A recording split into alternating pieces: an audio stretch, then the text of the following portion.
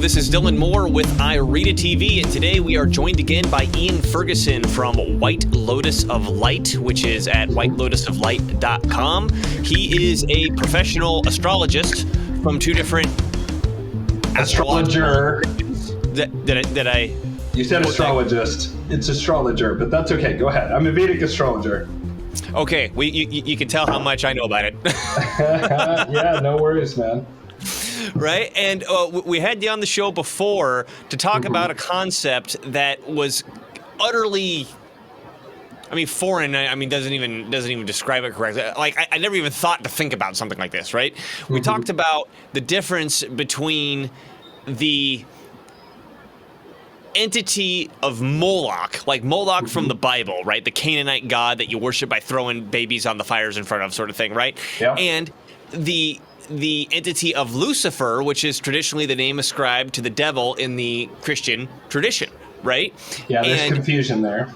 There's some confusion there, and again, it never occurred to me to even attempt to separate these two things. And when you separated them, first of all, the concept's interesting. We're like, okay, maybe these two things are different until you point out, okay, here are the differences, and here's how they line up with what we see in history and in modern events, and here's how they line up with history and modern events, and you go, oh, I think you're onto something here, right? So, it was last year or earlier that we had you on the show the first time. And I wanted to know if it was okay with you, if we could kind of do a recap of the Molochian versus Luciferian divide, and kind of go from there to take a look at what's going on in clown world today, and see if we can use that lens to make sense of any of it. So thank you again for coming on the show, and how you doing? I'm doing really well. And so just a little bit of background that kind of will sort of tie this all together. So as you mentioned, I am a Vedic astrologer is like kind of the main thing I do. And nowadays what I do is I do advising of VIP clients. I have a couple of centimillionaire caliber folks, and like someone who I'm not even sure how deep his pockets are, but they're extremely deep. Someone who's formerly worked at very high levels of finance, managing director at one of the biggest investment banks in the U.S., actually, multiple of them. I do some advising work for him. And then someone who's a CEO of several different vertically integrated medical, real estate, and basically all aspects of medicine and psych in the Midwest. He actually doesn't mind if I identify him. He's Nick DeStefani with Reliant Medical Group. And then I work with someone down in Silicon Valley who does angel investing with startups. He worked with Uber and all kinds of different startups when they were first beginning. And so these people pay me because, as JP Morgan famously said, millionaires don't use astrology, billionaires do. And so one of the other things I do that's highly relevant to what we're doing here is that I also am a theurgic angelic magician. In fact, I practice the same kind of magic of working with the angels that goes back to King Solomon of biblical fame. And he unfortunately fell because he started working with the lower vibrating beings that we call demons, right? And so there are higher celestial realms above us that have angels in them, or they're called devas in India. And there's lower vibrating astral realms below us, which we call the qliphothic realms or the demonic realms or hell, right? There's lots of different names for that lower astral space. And because of my background, that does include, and I consider myself someone who worships and works with the Most High, which is the term that Jesus Yeshua used for, he would say either my Father or the Most High. He would never say Yahweh or Jehovah. And there's a reason for that, because Yahweh and Jehovah are usurper gods. They also are gods of the Levant, who are very violent, actually. They're war gods. But they did stand in contrast to their rivals to the north, the Canaanite gods.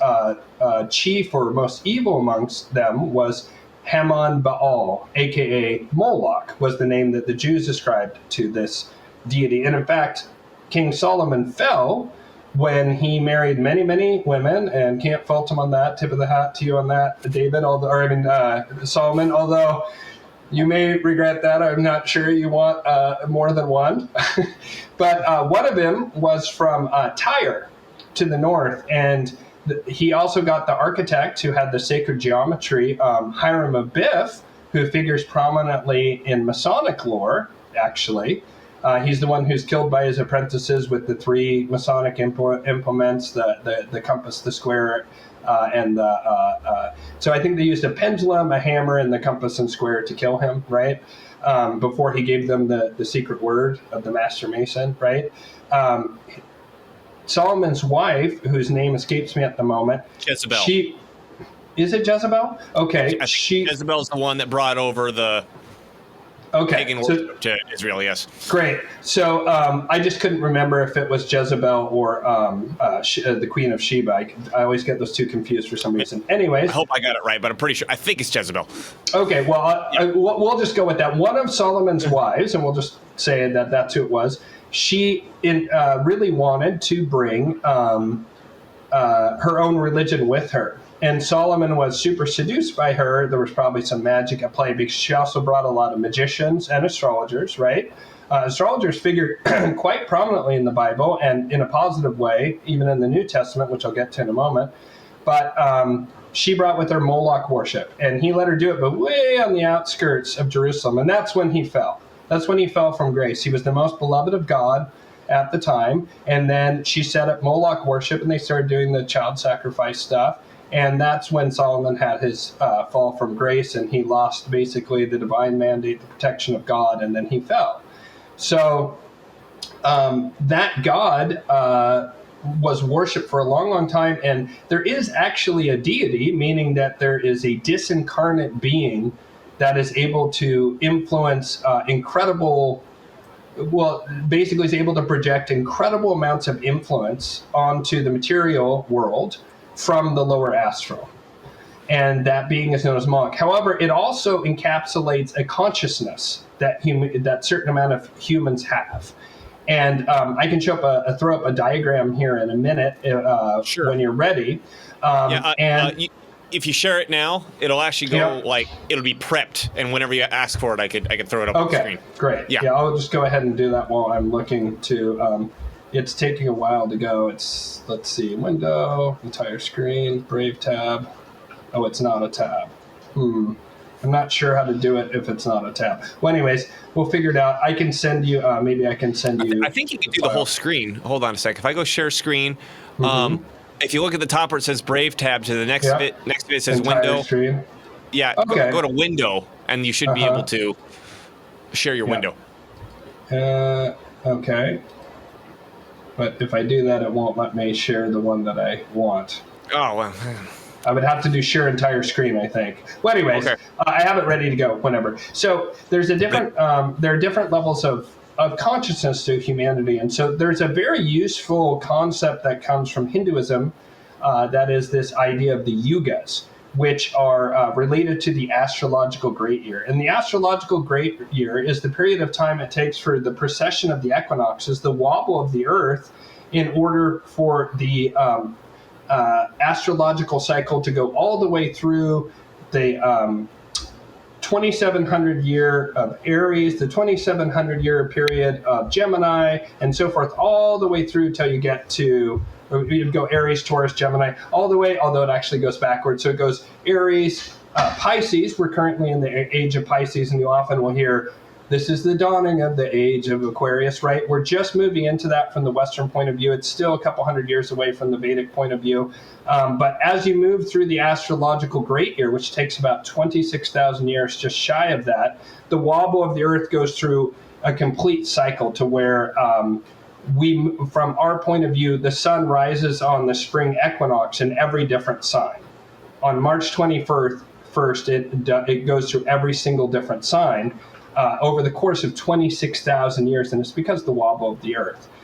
Something about that seems to shift the consciousness of the planet. And the Hindus call this the yugas. There's also, I believe it was Plato's great year in the Greek cosmology, right? So there's this concept all over the world that over these very great cycles of time, we have golden ages, right? Such as the last golden age that we're aware of was the age of Atlantis. And during that period of time, during the golden ages, the Most High rules. Then there's a fall from grace, and during the Treta Yuga, so it's the Sat Yugas is the golden age. Then during the Treta Yuga and the Dwapara Yuga, you have a silver and bronze age.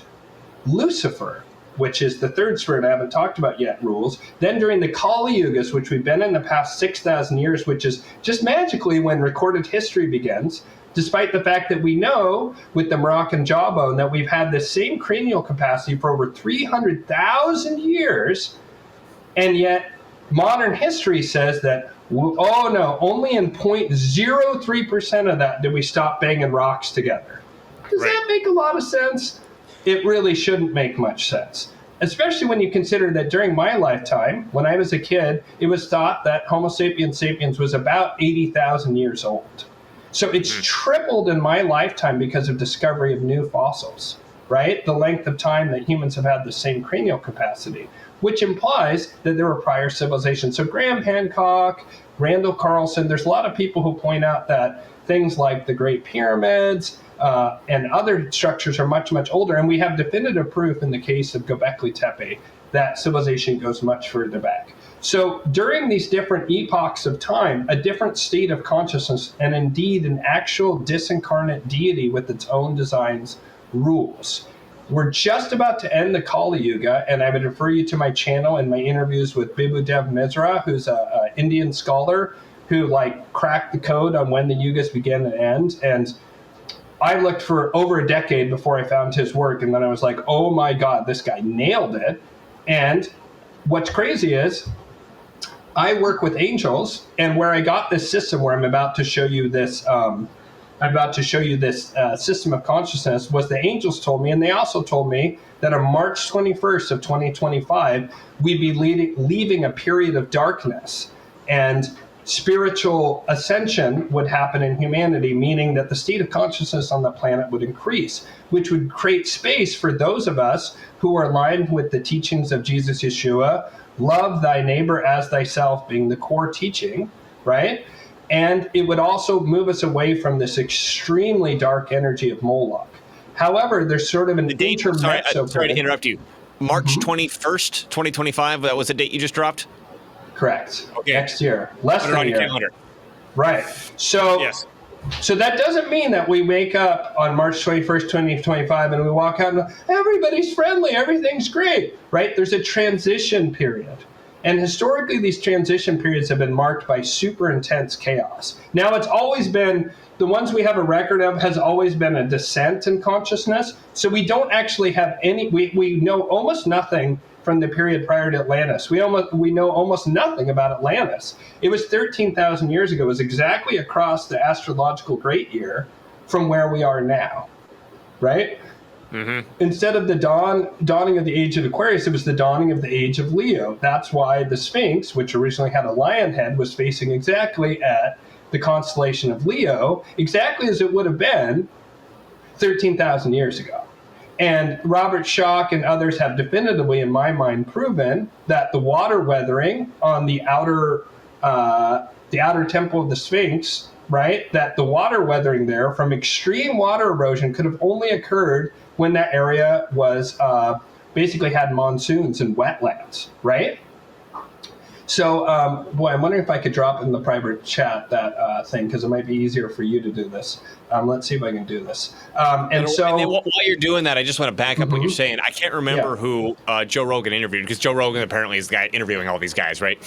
It was like some sort of engineer / archaeologist that was finding these ancient pots from ancient Egypt, and he started noticing that there was a difference in quality.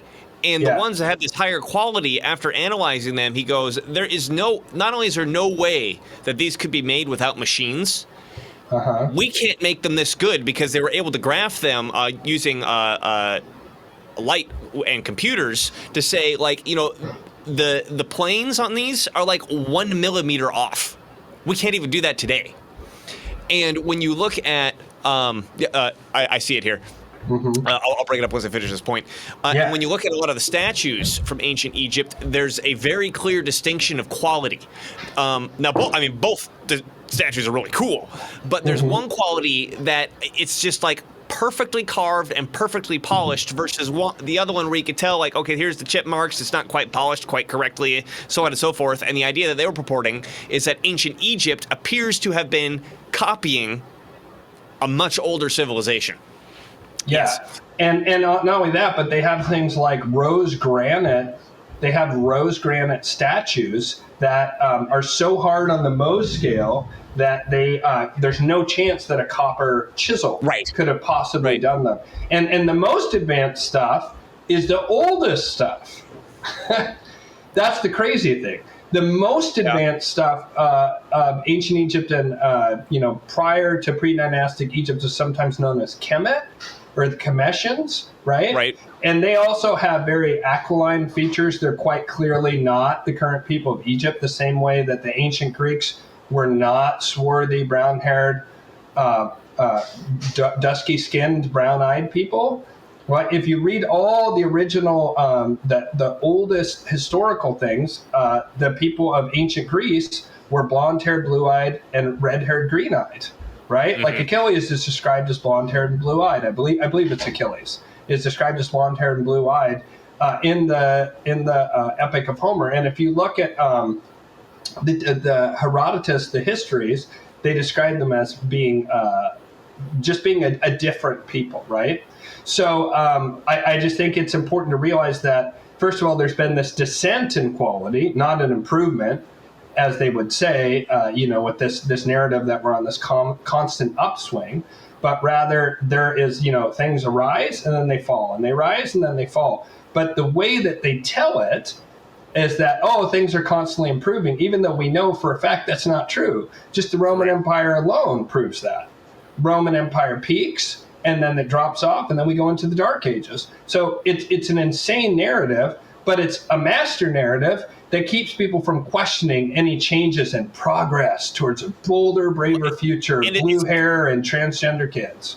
Right? Yeah, and then it's kind of intuitive. I mean, we're like, well, we have cell phones and TVs and computers now, and obviously they didn't before. So if I just think about, what I look in front of my face, clearly I'm more advanced than the Romans who came before me, right? So if you don't think about it too much, it's an easy sell. Yeah, exactly. Yeah. Exactly. And there's a reason for that, and it's this state of consciousness thing. So most high consciousness is extremely selfless and loving. And if you want to throw that diagram up again. Can you zoom in on it? It's not. Yeah. Here, let me see here if I can go to that second. Oops, I hit the wrong one there. Let me go to this. Does that help? Oh, you got to share it again. Oh, I got to share it again? Okay. Yeah, you got knocked off my docket. Yeah. All right. Window. How about that bad boy? All right. So I'm just going to start at the top. So Jesus, Yeshua, the core trait is self-love, and not a selfish love, but self-love in the sense of we're all connected to God at the deepest level because we are the creation of the Most High. And so getting in touch with that connection, right, which is in some of the books of the Bible that have been removed. I think it's the book of Thomas where it says, break open a twig, lift up a stone, there you will find me, meaning that you can find God in everything. And that makes sense, right? Because the Most High is the creator of this world. So love thy neighbor as thyself. What that means is don't just make an apple pie because you don't like your neighbor, but you're going to do it anyway. But if you can truly love your neighbor as you love yourself, which usually you need to work on self-love and healing within yourself in order to do this, the world would be in perfect harmony because we would all be like, oh my God, that neighbor is an aspect of God, the same way that I am an aspect of God. Not that like, I'm a God and I dominate this world, but rather I am a creation, right? I'm part of the garden of creation that the Most High made. And so that form of self-love and love of the other, which is encapsulated in love thy neighbor as thyself, which Yeshua, Jesus himself, said was his most important teaching. And you can see at the very top of this, innocence is protected. There's harmonious duality. What I mean by that is there's divine masculine and divine feminine, right? And it works together in perfect harmony. It's different because you have to have duality in the physical world for things to operate, but it's harmonious. All is one, all is God. Non-hierarchical union. Symbiosis, meaning that we work together. We all have our different things that we do, and there's perfect trust. Then there's a crossover in the Venn diagram, and we're going down in consciousness from the Golden Age. Cooperation and advancements in the arts and sciences, the spiritualization of humanity, liberty and free will, and improved material well-being of humanity. That's the upper octave of Luciferianism. And the core trait of Luciferianism is narcissism. I'm right. It's a false light. It says that humanity should be at the center rather than God. But it acknowledges that God exists, but says, hey, I think we can do it better. The same way Lucifer said, I'm going to prove to you, God, right, Most High, that you got it wrong, that by giving free will to these humans, that they're going to be tricked into thinking they can do it better than you can, right? So in the center of Luciferianism is enlightened self-interest, rule of law over man, meritocracy, and the honoring of contracts. You don't need that when you have perfect trust, but you do need that if you're going to have a functioning society where there isn't perfect trust. And then the lower octave of Luciferianism, which is where the shadow wars, I call it, between the Luciferian and Molochian impulse is taking place, both of them agree, and this is what confuses people, on conquest, hierarchy, competition, desire for power, and ruthlessness, right? Both Luciferians in their lower octave and Molochians, weirdly, in their higher octave, agree on those principles. And if you look, there's also the Molochians at the lowest ebb, where they're unique, is they have a hive mind mentality. They believe in dead materialism. They want to destroy God. They don't even want to acknowledge God. They want to tell you God isn't real. God is dead. That was always a lie, right? That's what they want you to believe, because then it makes you frightened. And if you're fearful and worried that when you die, there's just a game over screen, it's going to be easy to either bribe you through hedonism, right, and self-pleasure, or you're going to be terrified of dying. Then there's chaotic duality, right? So you're either with me or you're against me. Everything is either good or evil, so that way you get tricked. And they always trick you into thinking that you're doing good when you're doing some kind of mass purge of the supposed enemy and problem, and you become the evil that you were seeking to stamp out, which is something I worry about, the pendulum swinging. So there's also parasitism, material stagnation for humanity. They would have loved for us all to be stuck in the Dark Ages, because it's very easy to control humanity when everyone is like throwing crap in the streets, like the Dark Ages. You know what I mean? People don't have time to think. They're too low on the rungs of the Maslow's hierarchy of needs. Might makes right. No honoring of contracts. Might makes right. And nepotism instead of meritocracy. Physical torture, slavery, and finally at the lowest ebb, the Epstein-style harm of children, which is in direct contrast to innocence is protected. So what confuses people is two things. One, Lucifer has this thing called Luciferian confusion. There's a cloak of Luciferian confusion. And so what confuses people is a lot of people are arguing right now about who's good, who's bad, whatever. And some people are black-pilled, and they're operating at Molochian consciousness of fear, and they're like, there's a unified, singular, lockstep, monolithic elite that's global in nature. Putin's in on it. They're all in on it. They're all together. Everything's scripted. They planned everything out. They do, and that's what confuses people, which I'll get to in just a second. But there's no stopping it. It's unavoidable. We're all going to have a chip in our head. Klaus Schwab's going to, make us all eat the bugs, blah, blah, blah. Everything's just a feint within a feint. It's all a trick. Well, if that were true, they wouldn't need propaganda. I think Joe's exactly on that point. Yes. If they had the entire elite unified, there'd be no need for propaganda. And instead, we see the opposite. Propaganda is being turned up and up and up and up and up and up and up and up and up. Precisely because they're losing control of the narrative. But to who? Plucky people on the ground rising up? Well, that would be nice, but has it ever happened in history? The correct answer is it has never happened in history, not even one time. The Velvet Revolution in the Czech Republic, oh, it's a peaceful overthrow, blah, blah. No. That was the CIA. Well, the fall of Berlin, that was the CIA. Okay, well, what about the American Revolutionary War? There's plucky people. First of all, the Founding Fathers, bless them, who, by the way, were ultra-Luciferian in character. The most Luciferian document of all time is the Bill of Rights, and the Constitution's not too terribly far behind that, right?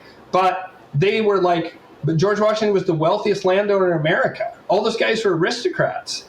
But wait, there's more. The only reason we beat the British is because Ben Franklin went over and went to various different Luciferian vibrating Masonic lodges in the 1700s before the Masons got infiltrated and taken over by the Molochians, right? He went over there and got the French Navy to come help us versus the British.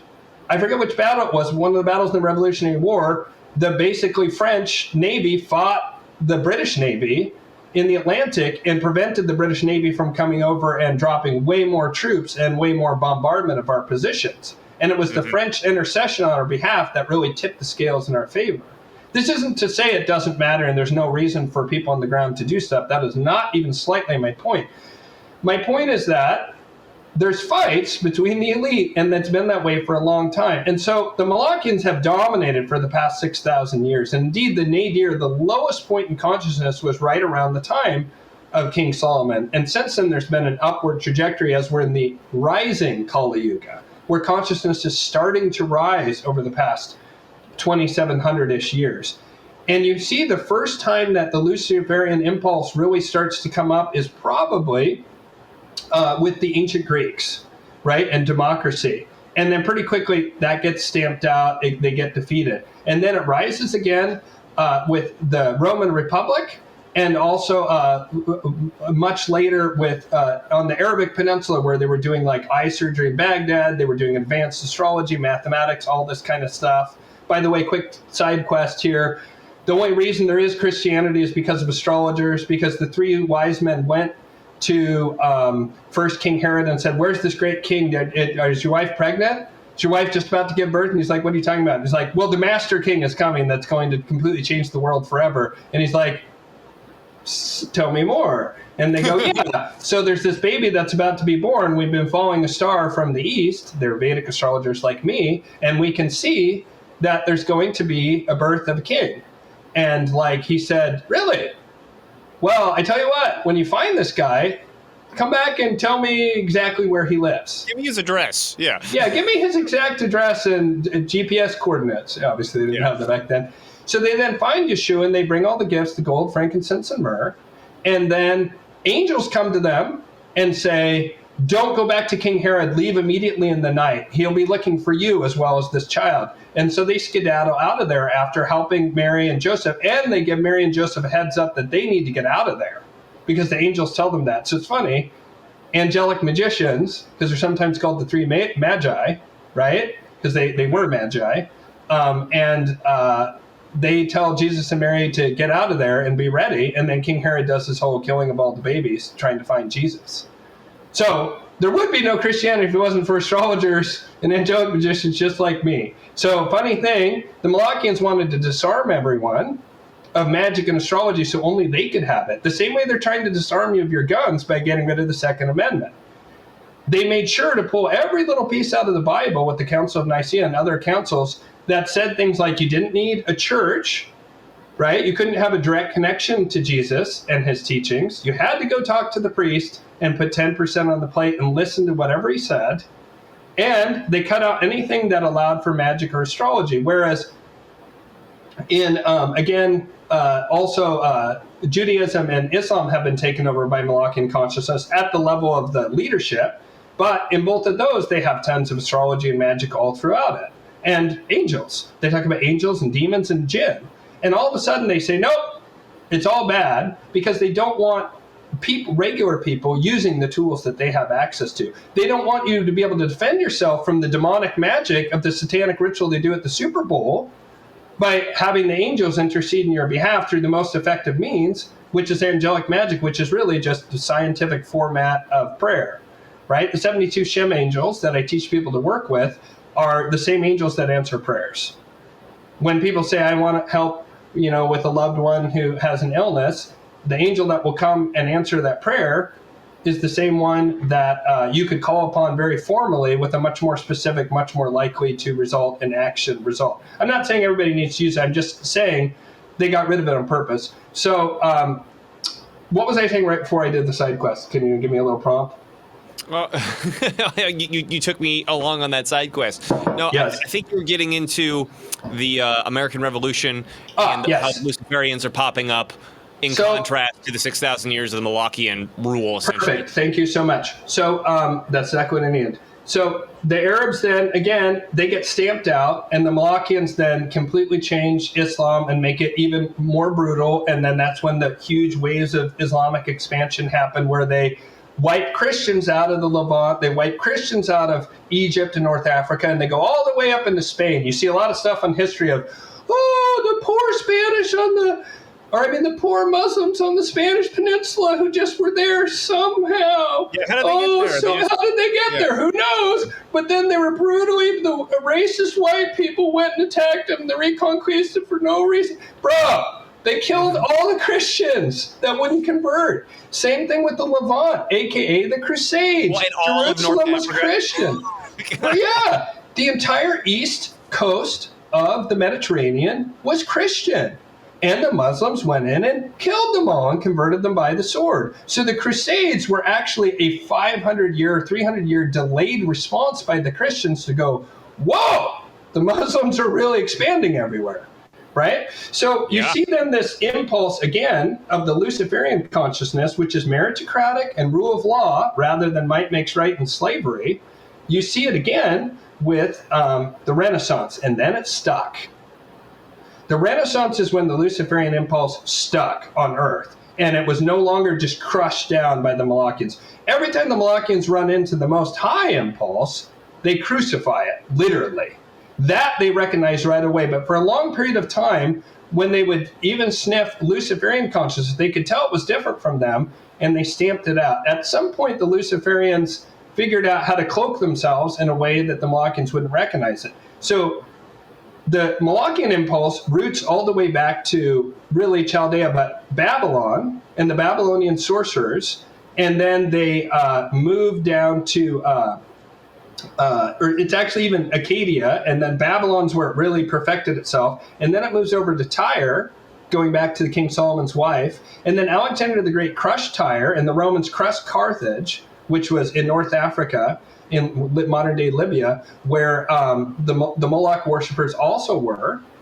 And Moloch is sometimes called Kronos, or the lower aspect of Saturn.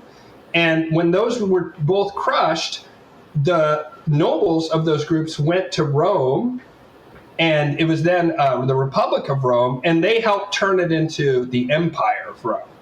And they gained all kinds of wealth, and then they moved from Rome to Venice. And you can know this, there's actually a book called, which I have on my shelf, which I'll show you. It's a very dark book, but I will show you real quick. And I'm going to read you a little passage. This is the smoking gun that ties together all the historical stuff. The Game of Saturn by Peter Mark Adams. I would not recommend reading this book. I'm just going to say that. You can, but it's very dark, and it does have an impact, a negative impact on your consciousness. I stopped reading it for that reason. I found what I was looking for, which was the smoking gun that proved to me that the Venetians worship Moloch, which I already knew, but it's the historical proof. So, The Game of Saturn is the full-length scholarly study of the enigmatic Renaissance masterwork known as the Solabasca Tarot. It reveals the existence of a pagan liturgical and ritual tradition active amongst members of the Renaissance elite, specifically Venetians, and encoded within the deck. Beneath its beautifully decorated surface, its imagery ranges from the obscure to the grotesque. We encounter scenes of homoeroticism. That was the death penalty in 1400s Italy. Gay sex or depictions of it, the death penalty. So whoever paid for this knew they were above the law. This is during the thick of what was that called? The Inquisition. So super dangerous unless you pulled the puppet strings. So beneath its, so let's see, scenes of homoeroticism, wounding, immolation, decapitation, redolent of hidden meanings, violent transformation, and obscure rites. For the first time in over 500 years, the clues embedded within the cards reveal a dark Gnostic grimoire replete with pagan theurgical and astromagical rites. Careful analysis demonstrates that the presiding deity of this cult object is none other than the Gnostic demiurge in its most violent and archaic form, the Afro-Levantine serpent dragon Baal Hamon, also known as Kronos and Saturn, though more notoriously as the biblical Moloch. Conveyed from Constantinople to Italy in the dying years of the Byzantine Empire, again, Muslims expanding, the pagan Platonist George Gemistus Platon sought to ensure the survival of the living essence of Neoplatonic theurgy, right, by transplanting it to the elite families of the Italian Renaissance. The mistake he made is he didn't understand these people would twist it. Molochians can't create anything. They can only invert and reverse what the Most High created. And he was trying to save it from the Muslims, but he handed it to the wrong people. Within that violent and sorcerous milieu, Platon's vision of a theurgic magic is connection to the divine and the angelic realms. That's what I do. The vision of a theurgically enlightened elite mutated into its dark shadow, a Saturnian brotherhood operating within a cosmology of predation, which sought to channel the draconian current to preserve elite wealth, power, and control. This development marks the birth of an illumined elite over 3 centuries before Weishaupt's Illuminati. And so it just goes on to talk about it, but it was the smoking gun I needed. Because if in the late 1400s, the Venetian elites were still worshiping Moloch, over 1,000, almost 2,000 years. After Carthage, yeah. Yeah, over 1,500 after Carthage. Well, Carthage happens in BC, and so does the destruction of Tyre. So it's almost 2,000 years later. If they had kept it for 2,000 years, come on, Epstein. They're still doing it. It's Hillary Clinton talking about Moloch with Huma Abedin. That's quite an interesting, very specific Levantine Canaanite deity to mention in your emails there, Hill Dog. So I don't remember that email. Well, it's in the WikiLeaks. Look up, go to the WikiLeaks Hillary Clinton emails, type in the key search term Moloch, and she'll say, tell them, she's telling Huma Abedin, I believe, to go talk to the Rothschilds. Don't quote me on this specific part, but she told him, she tells Huma Abedin, I messed up. Tell them I'm going to go sacrifice a chicken to Moloch in the backyard. And everyone's like, oh, she was just joking. And I'm like, that's a very specific, very dark joke, right? So, and it sounds to me more like the kind of Podesta code word crap to me. So, you one see important this thing I wanted to point out in that you story. cut out. I can't hear you for some reason. Testing. 1, 2, 3. Okay, can hear you again. Sorry, go ahead. Yeah, I wanted to point out one thing in that chronology that you just mentioned, that sometimes they would use Cronus or Saturn. For those unfamiliar with your Greek/Roman mythology, Saturn, or Cronus, is the father of Zeus and siblings, and what he was famous for was devouring his own children. Correct. It's an important point. So to go from Moloch to Saturn, it's not like they just like, well, we had that god, let's just call it this one. Like, no, there's a direct connection there. Yeah. So Saturn is the Romanized version of Kronos, and Kronos was the Titan that he basically impregnated Gaia, and they would have children. Every time he'd tell her, the minute she had a child, he'd say, bring me the child, because he knew one of his children would overthrow him, and he would eat the children. And so one day she said, oh, here's the most recent child. And she wrapped a rock in swaddling clothes, and he swallowed the rock, and she kept Zeus alive and trained him. And then Zeus and the other gods, Athena also burst out of his third eye of his head. But it was Zeus led the revolt against Kronos, and then the Greek gods took over. And the Greek gods bring us what? Democracy, right? And so I would say that Lucifer is very similar energetically to Prometheus, who stole fire from the gods and gave it to humans, and then paid the price, right? Lucifer wants to bring technology and stuff, wants to lead people. Like, Lucifer acknowledges the existence of God, but wants to lead people away from God with a false light. A false light. So real quick, you see the Luciferian impulse in the Renaissance, and then it kind of gets beaten down. Then again in the Enlightenment, kind of gets beaten down, right? again. And then you see it again in the Scottish Enlightenment, which leads directly to the founding of the American Republic and the founding fathers. And then it stuck, and it never ever, the light of liberty, which also a torch is one of the symbols, and light, right? Lucifer, the light bringer, right? Which the female aspect of which is Venus, the morning star, right? That same energy is, it does seem to brighten things, right? Like technology, meritocracy, rule of law, democracy, maybe not democracy, but an enlightened republic. That seems good. Rule of law over man, right? So no man is above the law, as opposed to might makes right.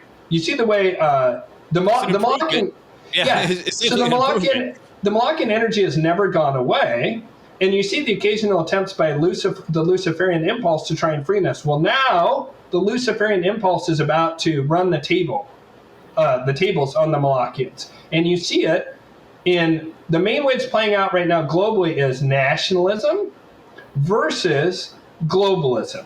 But what that nationalist impulse will lead to is, weirdly, a global government. But it will be a more benevolent version. And I use that term somewhat lightly when I say benevolent, because it'll still be a tilted table. I sometimes describe the difference between Molochians and Luciferians. And you're playing poker with a Molochian. They just put a gun on the table and go, you know what? Give me your fucking money. Just give me your money. You can't win. And if you try and win, I'm just going to shoot you in the gut and make sure that you die in a really painful way. With Luciferians, you're playing with them and you're like, is that guy palming cards? I think the guy has a card up his sleeve. And the Luciferian goes, you're a clever lad. I like guys like you.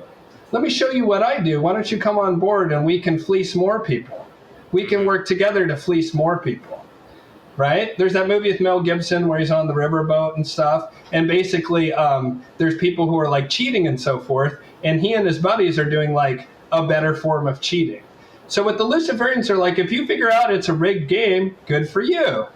Mm-hmm. That means you're smart. They're social Darwinists. The Molochians are depopulationist. They just want to get rid of as many people as possible. In fact, long before you have... I can't remember the guy who said Malthus. About a decade before Malthus, there was the defrocked Franciscan friar in Venice, whose name escapes me, who he came up with the whole Malthusian, there's just too many darn people. And that's because the Molochians want control over everything else. Everything is top down for them. It's all monopoly. It's all nepotism. It's about... free will. No right. Free will, slavery, right? Consider thinking something other than what they're thinking is a act of rebellion, right? Exactly. And they will destroy you for it. And they demand the ultimate. The same way Yeshua said that the Most High is the peace that passeth understanding. It's a peace that can come to you in any circumstance, right? It's a peace and a feeling of like love and connectedness that can come in any circumstance. Moloch is the fear that passes understanding. A fear so intense that someone would override the most basic biological function and give up their own offspring to it. Right.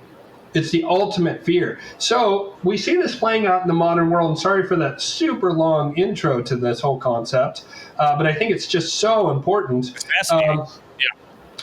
What I see is a technologically advanced elite, right, that you see in figures like Elon Musk, Peter Thiel, and then a group of nationalists all over the place, people like Milei in Argentina, Meloni in Italy, Trump in the United States, right, who are all pushing back against a very ossified, very nasty elite that their entire reigns of power are built on pedophilia, control of the media, right, and the banking system, the legacy banking system. What's happening right now with blockchain? The legacy financial system is on the cusp of a vast transformation. And that vast transformation is to move things over to a Luciferian system, one that's far more meritocratic and one that's radically transparent with the blockchain, right? Sunlight is the best disinfectant, right? When was the Fed been audited? How about never? When are the Fed notes released in full? How about never? What about the Bank of International Settlements? Nobody has a fucking clue what happens in that dark wizard's tower. right? It's because all of that stuff is opaque, because if it was transparent, people would go, this is just pure evil usury and enslavement. They're just creating money out of thin air. It's not backed by a goddamn thing. So the Luciferians are about to switch the system over to the blockchain system, which will have both the freer component in Bitcoin, but it will also have things like XRP and XLM, right? And people go, oh, but XRP, that's going to work with the central bank digital currencies. But will it? What about Adam Smith's capitalism abhors fetters? If you have XRP as the bridge currency at the center, and then it interacts with all these walled garden CDBCs that, by the way, nobody wants, and wherever they've turned it on, if at all possible, the people reject it. Even in Nigeria, people have rejected it. Right? Nobody wants this thing. People will realize, well, why would I as a businessman, if I'm in America and I'm working with a business in Japan, why would I want to do a US dollar CDBC and Japanese yen CDBC if I can get the other guy to agree to transact directly in XRP? Why wouldn't I do that? Way easier, way safer, way cheaper. Yeah, you're not losing any arbitrage. You don't know if the bank's going to shut off your currency the way that they've done with the SWIFT, only much, much worse, right? Because CDBCs have much worse capabilities. So those fetters will fall away. The minute they turn it on, nobody's going to want to use CDBCs. They're going to do, why? We'll cut out the middleman, right? Cut out the double arbitrage as you switch between the two. Just stay in XRP and deal directly in XRP. That's what's going to happen. And XOM, you want to store value? Store it in Bitcoin, right? Store it in Bitcoin if you want to store value. There's a bunch of them, and it's not just one. There's all kinds of DeFi options out there. There's ones that are this ISO 222, right, compliant, right? And there's ones that have regulatory clarity. Bitcoin has regulatory clarity in the United States, right? You can have an ETF for it. I do have concerns about any of these things with ETFs, and I have concerns about centralization. And I'm not saying that any of these are some huge freeing thing. I know some people think that about BTC, and I know this is a big Bitcoin channel, and I'm not against Bitcoin. I just think that the only one we can... Ad nauseum. I mean, maybe not ad nauseum, but we're not in the Bitcoin's freeing everything. It's like this is a transformation. Incredible investment. Yeah, it's an incredible investment. This crypto thing's a transformation, and it's not like you wake up one day and Bitcoin just saved everybody. Right. And neither will gold or silver. You know what I mean? Like gold and silver are free from all the shenanigans and are a great way to store value. But do we really think that in the 21st century that people are going to lug pirate ships across the ocean filled with chests of silver and gold to get stuff done? Stolen. Yeah. It's insane. Of course not. They're going to do it with blockchain, and they're going to digital twin. They're going to have crypto. Eventually, they'll be backed in gold and silver, or perhaps backed in Bitcoin. Right? Maybe Bitcoin will be the backing for it. I don't know exactly. I suspect it will be commodities because the BRICS are moving in that direction. But the point is that we're on the cusp of this revolution that's going to break the back of the central banking system, and it's happening. And they're turning it on next year. Right? So if you look, every time there's been a collapse of whatever the big fiat money system, right, which lasts about 100 years, there's always mega wars that occur during that period of time. Right? There's always a huge fight over who gets to control the next system. Last time it happened was World War I, and then there was a bit of a interlude there. They did it on an 11-day.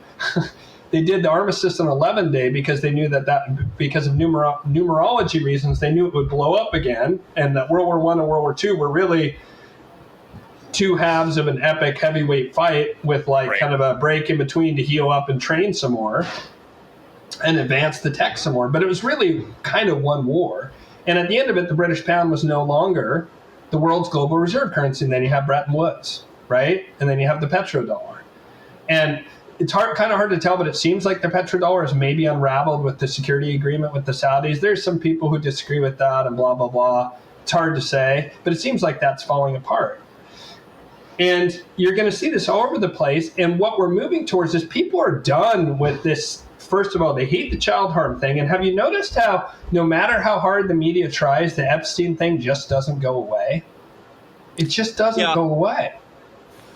Well, and and it also doesn't help. I don't think I'm changing the subject here. The forcing of the LGBTQ stuff, and which has become code for pedophilia. Really? Yes, right? Definitely. Yeah, I mean, it's a Trojan horse for pedophilia. I think better exactly. put. I mean, not to say that any of these individuals are automatically pedophiles, but for whatever reason, I mean, you see that.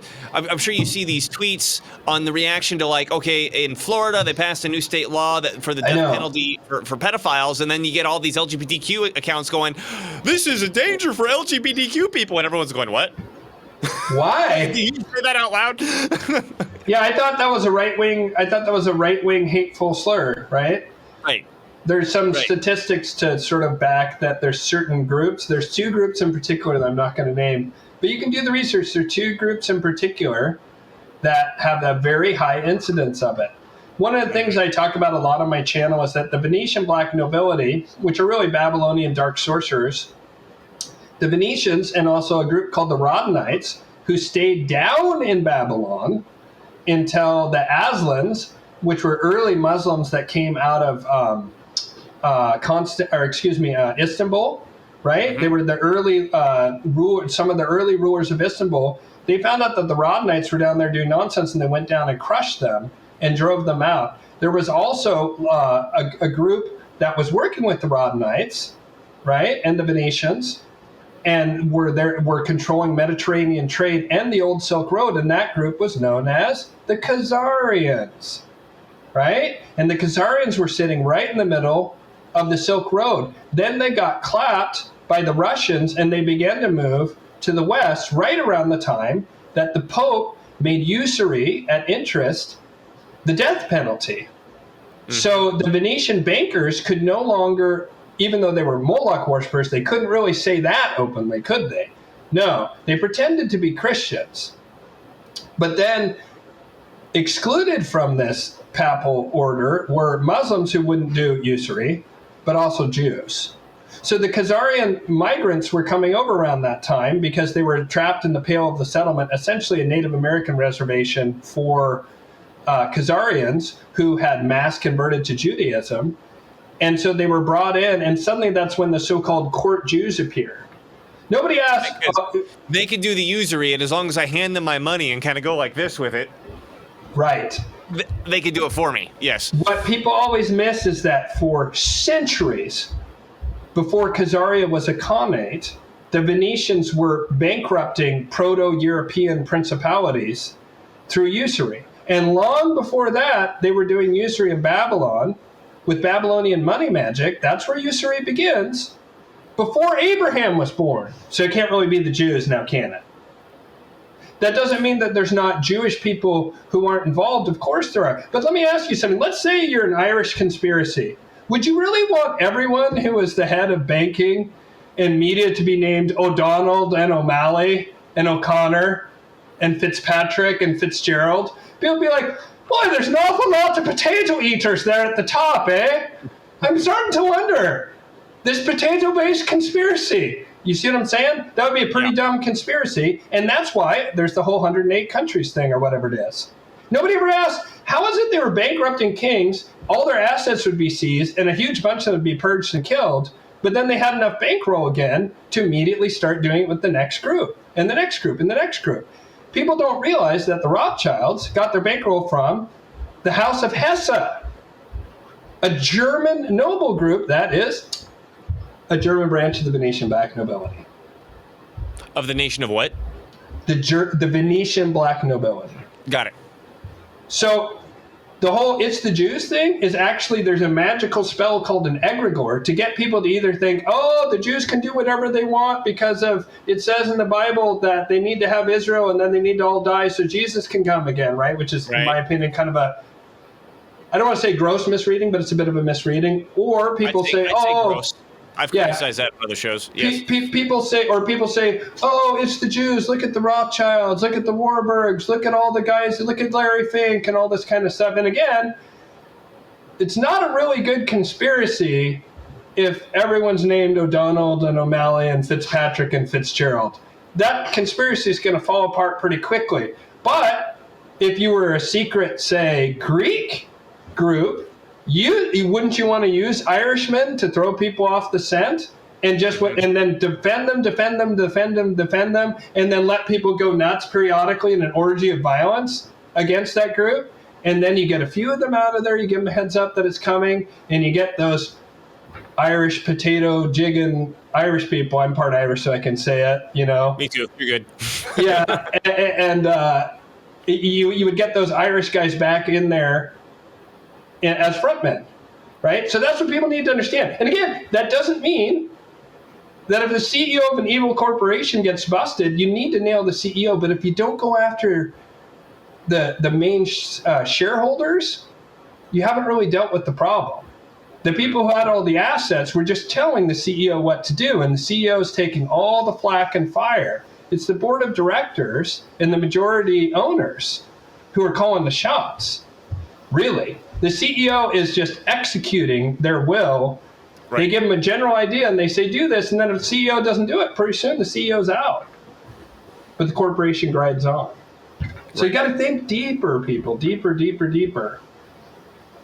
I wanted to add something else to your point here. I know we're coming up to time. But yeah, we can go a little bit over what I said, maybe another 15 minutes. Yeah, sure. Go ahead. In terms of the history of usury, there's an excellent book that we highly recommend called Debt, the First 5,000 Years.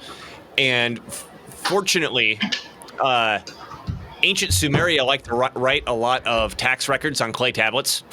So they still exist for us to read them, right? And in ancient Mesopotamia, it was a constant, reoccurring issue that, because, I mean, with usury, if you set it up right, I mean, I know, okay, if the interest rate's low and there's enough cash flow, like it ends up working out. Back then, they had like 40%, 100% interest. The cash flow never works out in that case, right? And if you couldn't pay your debts, you and your family could be enslaved. And in ancient Sumeria, the reoccurring issue was that such a massive amount of the population was turning into slaves that they'd have to do these debt jubilees. Like, all non-commercial debts are free, otherwise the whole society is going to be slaves, and then it won't work, right? So yeah, I mean, this. I argue, I'm not sure which is the top one, but I'm leaning toward usury, that there's two ways to effectively, massively create slaves: outright conquest and usury. Usury is way better. It's not close. So, it's way older than Judaism, because the very earliest records that we have access to, which obviously things go back further than that, these just happen to be the instruments that stood the test of time, which are these clay tablets. And Sumerians really liked writing about tax records, so we have them, right? That at least 5,000 years, that this was a constant issue. Yeah. It's that consciousness. And the thing is that consciousness, first of all, there is a being, the Most High, the Father, right? And Jesus sits at the right hand of the Father, right? There is a being, Lucifer, the fallen angel, an incredibly powerful angel who's become a deity in its own right. I don't consider myself Christian, but I do follow Yeshua's teachings, and I try, and to the best of my ability, and I come up short every day, I try and be in alignment with natural law and follow the teachings of Jesus Yeshua, in particular to love thy neighbor as thyself, the most important teaching, okay? But I don't consider myself Christian just because I don't like religion, because I just think it's too fraught. But there's lots of beautiful Christians I know in my life, wonderful. I know amazing Jewish people. I know amazing Muslim people. You know, I know people of like every group and ethnicity, and I think it's really important that people not get caught into all these shortcuts, which is that Molochian consciousness. You're either with us or you're against us. It's that chaotic duality. But there is a being, the Most High. There is a being, Lucifer, that has an agenda, and that being's incredibly brilliant and genius. It lacks wisdom, but it's like IQ 10,000, right? The Most High is infinite wisdom, and wisdom is better than intelligence. Moloch is just straight force, and it's dumb. What people don't understand is for the past 6,000 years, Lucifer had to work for Moloch in order to be near the levers of power. It's like in the old Godfather movie, you have the Mafia Don in the form of Marlon Brando. That would be Moloch the past 6,000 years, right? And he makes the final decisions. This isn't a perfect analogy, right? So don't go too crazy with it. Just imagine Marlon Brando was really dumb in that movie. He wasn't, but let's just pretend, right? Then it would be perfect. And then you have Robert Duvall. Robert Duvall is the consigliere.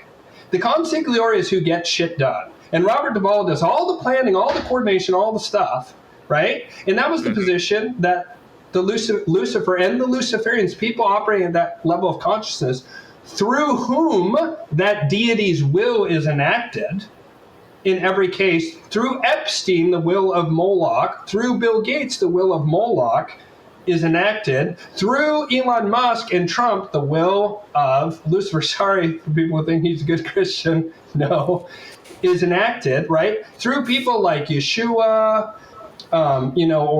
there's been other rare people, perhaps Marcus Aurelius, right? There's been rare people. They're usually not positions of power. They're usually people on the ground who do really good works. There's that emanation of the Most High operates through. So in modern times, you can tell real quick, right? If you ask people who are awake and aware, is Bill Gates a good guy? And people are like, what? No. What about the Bush family? What? No. What about Klaus Schwab? Obviously not. Everyone's just like, oh, those guys are evil. They're gross. Augustine Carstens. They just feel like monsters in a suit, or in Bill Gates' case, a sweater, right? They're just gross. Nobody thinks those people are good. But if you ask people who are awake and aware, what do you think about Trump? What do you think about Elon Musk, right? What do you think about Peter Thiel? What do you think about Milei in Argentina? You'll get a million different answers. Mm-hmm. It's that Luciferian cloak of confusion. The thing is that the Molochians were confused by it as well. And what I believe happened is when they turned on that data center in Utah, circa 2014, either the deity Lucifer directly spoke through that machine, or people at Luciferian level consciousness of NSA, which I see as broadly Luciferian in character, and I see the CIA and FBI as broadly Molochian in character, but that doesn't mean there aren't individuals with one way or the other, three consciousness levels, although the rarest, of course, in any of the alphabet agencies would be Most High people would be the rarest, right? They were able to see in real time all the Epstein stuff. And then you get the letters at the H.W. Bush funeral. You get suddenly things change. And when they really change is in 2020, there was suddenly a cleavage. And ever since then, the PSYOPs have been garbage. The PSYOPs have been garbage since 2020 because the Luciferians walked away. The Luciferians aren't thinking up the PSYOPs anymore. The Molochians have to do it, and that's why they're just like... They're all retreads. Have you noticed how they're all retreads? Better PSYOPs than this. Yeah. It's the same way Hollywood has become worse and worse and worse. The Luciferians have moved out of Hollywood. They're not helping them anymore with their magic there. The magic spell around Hollywood has completely shattered. Think about people 15, 20 years ago. Almost nobody knew about the bad stuff in Hollywood, and most people kind of had a fairly positive attitude towards Hollywood stars. Not anymore. It's falling apart. And all over the place you see this. And so, again, super divisive figures are usually Luciferian. Ones that aware people. I'm not talking about your blue-haired LGBTQ sister-in-law Democrat, right? I'm talking about people who are broadly in the truth movement who might be libertarian, they might be Republican, they might be unaffiliated, they might hate politics, that's not uncommon, they might consider themselves a political moderate, right? All these kind of people. If you throw out these people, people are going to have wildly differing opinions on them, and that's how you know they're probably Luciferians. And the Luciferians want to usher in a high-tech civilization that's global in character and, in fact, is able to get off the planet, and they will be much more meritocratic. They will allow people to get ahead if you're sharp. If you're sharp. If you're not, they don't care. They don't care if you get kind of crunched under the foot of people who are your betters. They're very much about improving humanity. Lucifer puts humanity at the center, self-improvement, hitting the gym, the selfies, the rising narcissistic tide of the past 40 years. It's all about the guy with the thumbs. When I was a kid, narcissism was considered bad. Now it's considered like, get with the program and start making some money off it. You know what I mean? Whereas Molochian, the culture before was they would hide behind a fake Christian culture, and then meanwhile they'd be bombing Vietnamese villages and dropping Agent Orange on their own troops. And they would hide behind because the Molochians do best when they're way back in the shadows, calling the shots, and the Luciferians orchestrate a false facade on their behalf. The Luciferians aren't doing that anymore. They're pulling the curtain back, right? They're letting people see and expose all this corruption. And so, go ahead. Well, I was going to say, I want your take on this specific example, which is the lead up and the fallout of this presidential debate that just happened, right? Because all the wagon circling that has happened around Biden for however many years now, and all the attacks that happened at Trump for 8 years now, suddenly just vanished. Suddenly just vanished. Oh, man, Biden didn't do that well. And while Trump was lying, because he's always lying, you know, he did do better than Biden. Like, I mean, tell me that wasn't pre-scripted, right? I want to get your take on what dynamics at play here. Yeah, so I remember when the 17th letter of the alphabet, the first letter in the word queen, I don't want to say it. I don't know where you're posting this, but to help you out. Right. When that came out, I thought it was a bunch of nonsense. And then I thought, except for when I first became aware of it was before the Vegas shooting. They said something massive is going to happen in Vegas. I now know that Mohammed bin Salman, right, the crown prince in Saudi Arabia who runs Saudi Arabia, who's super modernized everything in Saudi Arabia, there was an attempted hit on him by Allah Wahid, the super Molochian pedo cousin of his, the super wealthy one who had like $1 trillion in assets that he then arrested. What happened there was Allah Wahid's people bought weapons from that one guy who was an FBI Fast and Furious guy. And then they tried to assassinate bin Salman. It was foiled, right? And they then opened up fire to try and cover the assassination attempt. That's why there was reports in several casinos, not just one. I knew people were on the ground. They said, no, I know people who said that like Arabic guys opened fire in casinos and then it just got swept. Biggest mass shooting in history, gone. Media doesn't pursue it. Why? Because it was a much deeper event. And things that are happening are much, much deeper than they appear. And at first I thought that 17th letter thing was a Operation Trust. Well, yeah, but I thought it was a paralyzation / dying of the waters to find the patriots and flush them out psyop. I was much more black-pilled back then, and I didn't have this new framework I'm talking about, the Luciferian Molochians. What if there are no white hats, but there are gray hats? Right.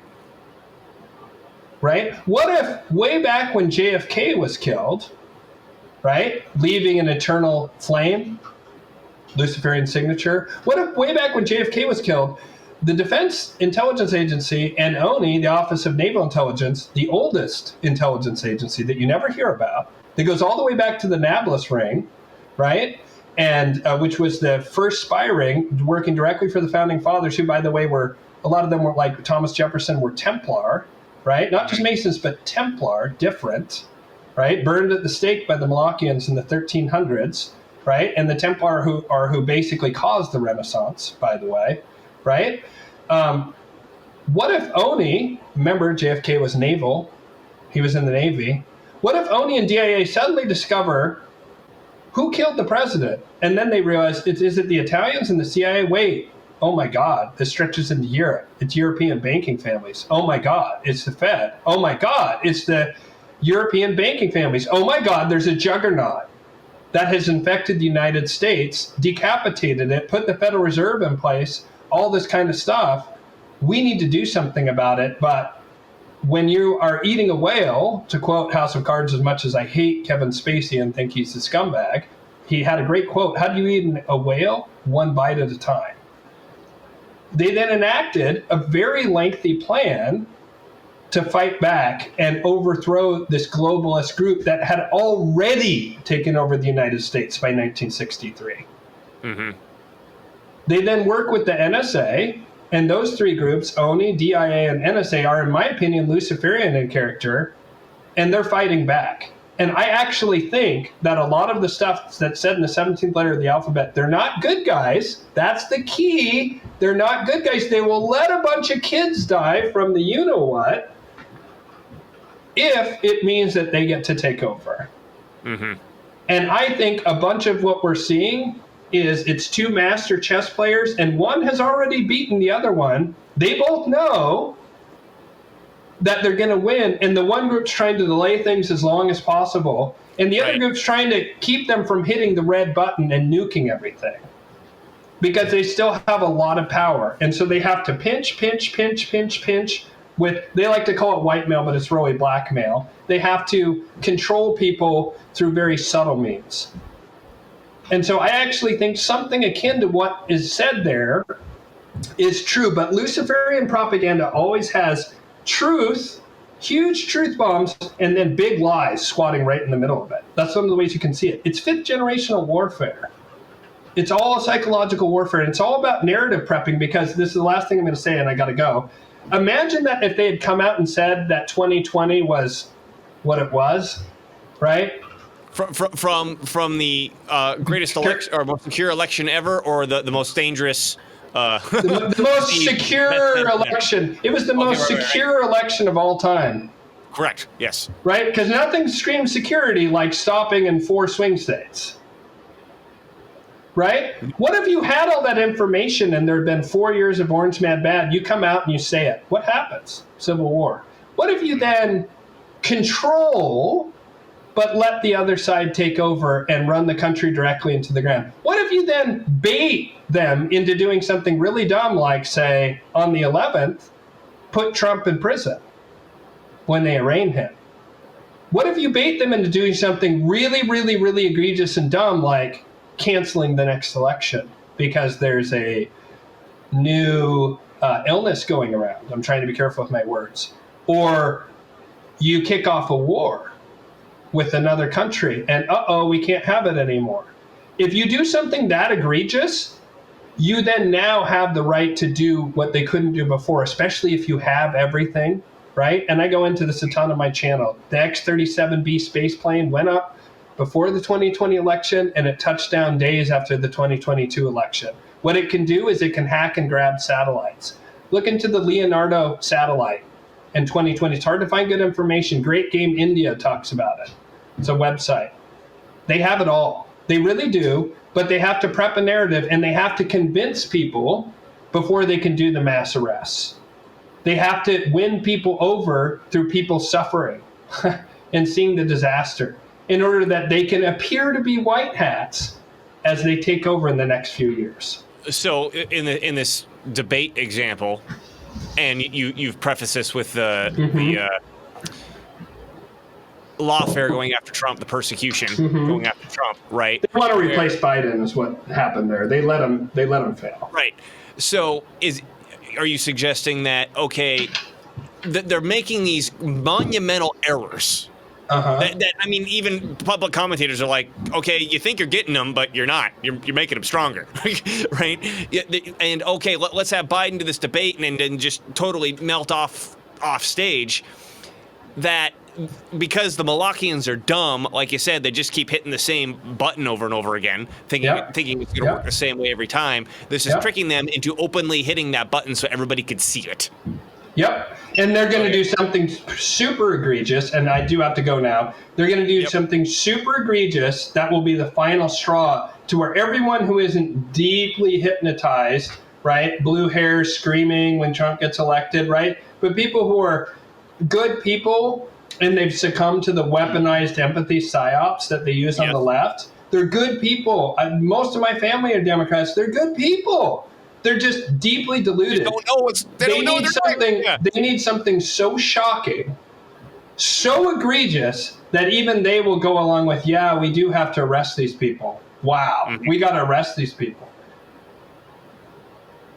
Well, good. Because they would have never gone along with it 4 years ago. So that does mean that super chaotic events are about to happen. I really need to go, brother, but thank you so much for having me on. For your time. Ian Ferguson, White Lotus of Light, White Lotus of Light.com and White Lotus of Light on YouTube, although I'm trying to move over to BitChute and Rumble because I'm heavily shadow banned, and I just got a strike for telling people how to deal with an illness.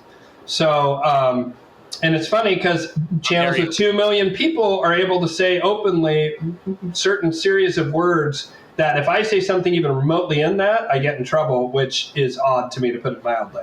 So anyways, thank you so much for having me on, Dylan, and I'll see you next time. And All right. Have a great rest of your day. Thanks for coming on. You too, brother. Okay. Bye-bye. Bye-bye.